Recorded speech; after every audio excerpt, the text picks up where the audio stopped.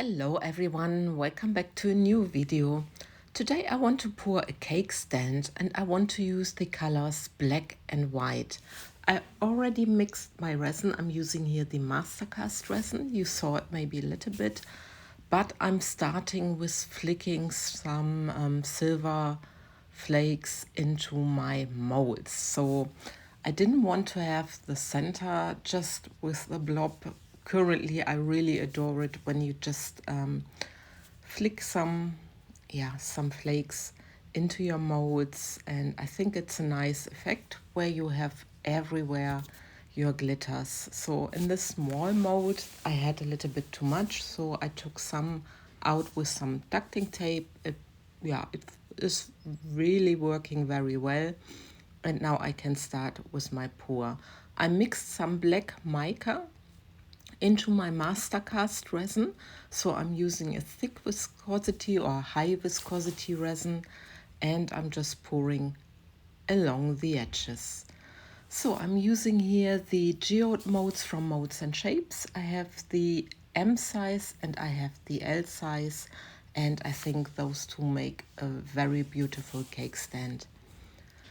I'm not intending to fill up my mold up to the rim, because when you have the hardware for the cake stands, mostly the screws are not so long. That's what I find. If you have different hardware, just let me know, because the molds are 8 millimeters deep, and when you fill them really up to the rim or even dome them a little bit, it doesn't work with the hardware anymore. So if you have screws or anything with the hardware, different hardware where the screws are longer, please let me know. So I did this with the black rim for the both of the molds, and now I'm filling up my molds with the clear resin. As you can see, I see that I just make them round about the same height, so they are having the same thickness. I'm taking my time to fill up my molds, and then I can continue with my white. I can already tell you a little bit about the white. I mixed this rather opaque with the white pigment drops from Etta Art, and I added a little bit of the interference champagne, just to have a bit of a sheen, a color to it. But now I'm just making sure I'm popping the air bubbles on the top of the molds or on the top of my resin.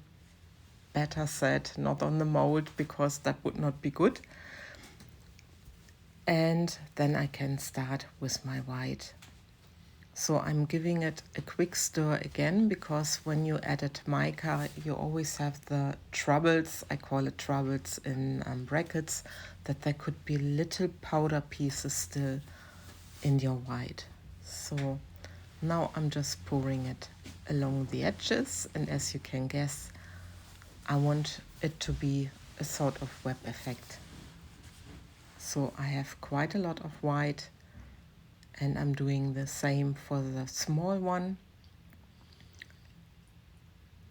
Just going around,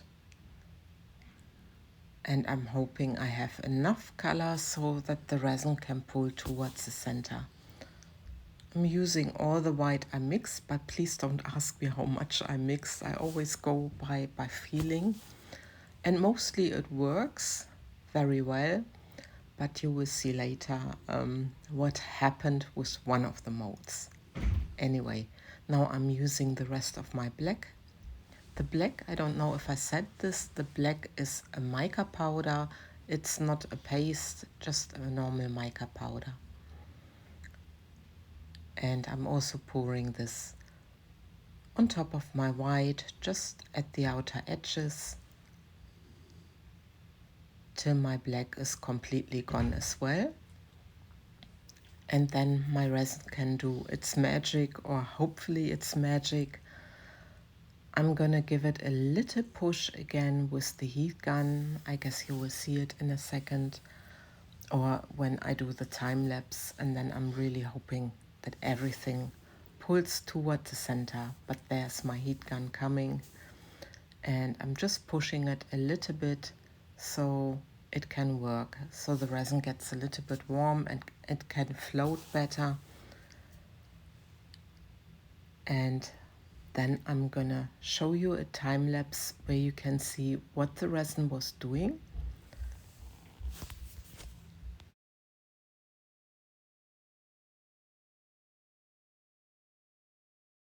So, and this is now the time lapse, and yeah, I have the position of my camera a little bit different, I'm sorry. You can see how the resin is moving, and it's moving very nicely for the smaller mold. And for the bigger mold, I had a little bit struggles, I need to admit. You will see it, it won't close completely. And I have no idea. I have no idea why it happened, but it just happened. But with the small one, you can see that it's really nicely closing. And with the big one, I had to use the heat gun again. I had to push again. And yeah, anyway, this is the next day I can demold. So I'm starting with the small mold, and let's have a look for the effect. And look at this. I really adore the web effect because there's a nice blending with the white and with the black, and I love those those sprinkles of the glitter of the flakes. Really love this. And you can see now with the big one, it really didn't close, but I'm still hoping that it will look nice on the other side, but we will see. So, and this is how it's looking, and of course it has quite a clear center, but then I thought if I use black hardware, it might not look as bad. But I don't really like the clear center, and maybe I should have not swirled, I don't know. I will take care of the rim because the edges are quite sharp, so I'm using this tool just to get rid of these edges. And then off camera, my boyfriend, he drilled the holes into the trays, and then I could mount the cake stand hardware. You will see the final result just in a second. And I think even though the center of the big one didn't close, it's really a beautiful cake stand. And yeah, you will see it here because of the dark hardware. I think it's not as bad. So yeah, with this, I love and leave you. I thank you for watching and take care, guys. Bye bye.